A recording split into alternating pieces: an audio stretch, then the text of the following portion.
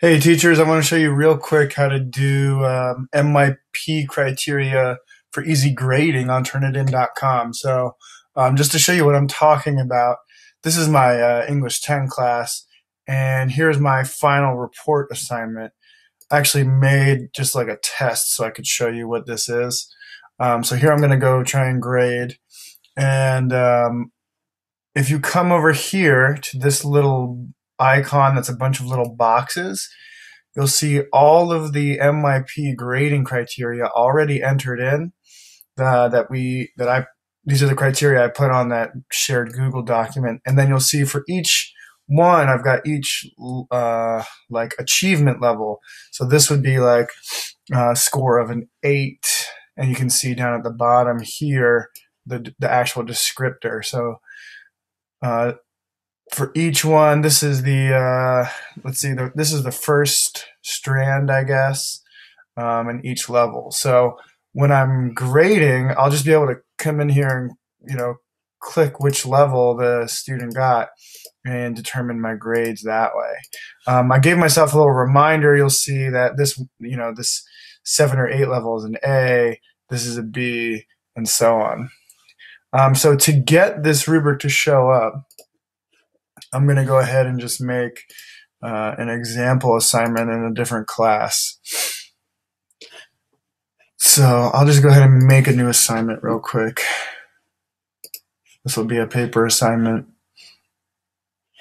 I'm just going to call this the test. Let's just make it 1,000 points, due dates, whatever. Where I need to go, whoops, all right, is into these optional settings, and I'll come down here to my rubrics, and I'm going to launch the rubric in Form Manager.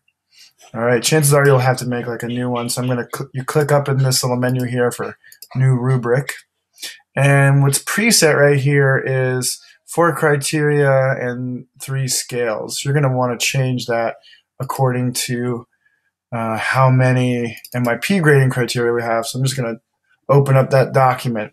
So I'm going to make a new criteria line right here for each strand, which is these tiny Roman numerals. So I've got 3 under criterion B, 3 under criterion C, and then 4 under D. All right, so I'm just going to show you real quick how to do it with 1. So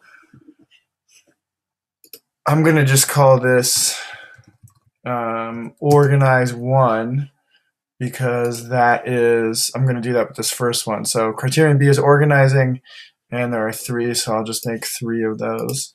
Call it organize 2, organize 3. I would keep going, with producing text number 1 and so on down the line, but I'm just going to show you how to do this real quick.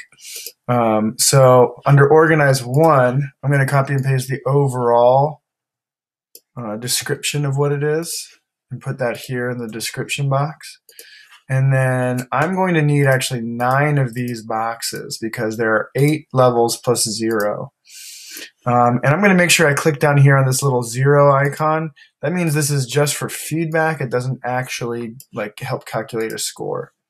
So I'm going to call this the highest level is 8. You'll see that here, right? Number 8.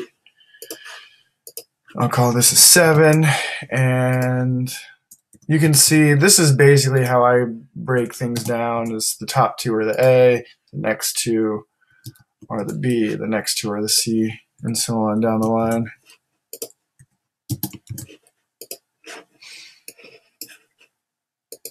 Oops. And then I'll make this the 0. All right, so now what I'm copying and pasting here is each description level.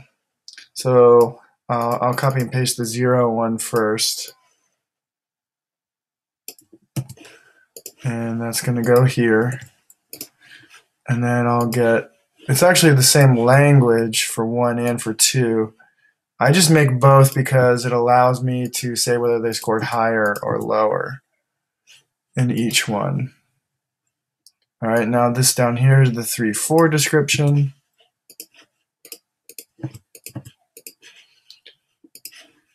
Here's the 5, 6. Notice I'm copying the Roman numeral 1 every single time. And here's the 8.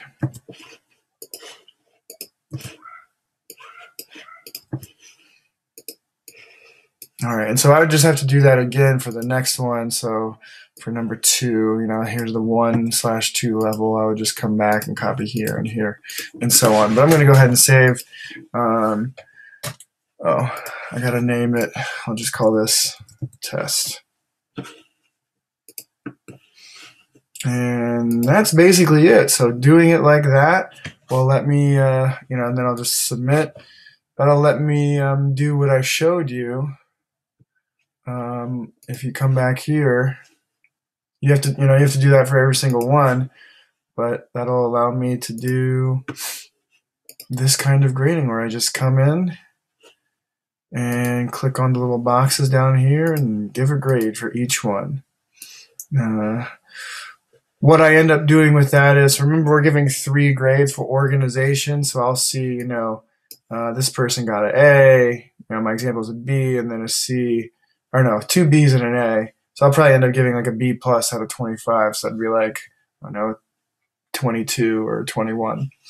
But that's basically it when it comes to using the MYP grading criteria on Turnitin.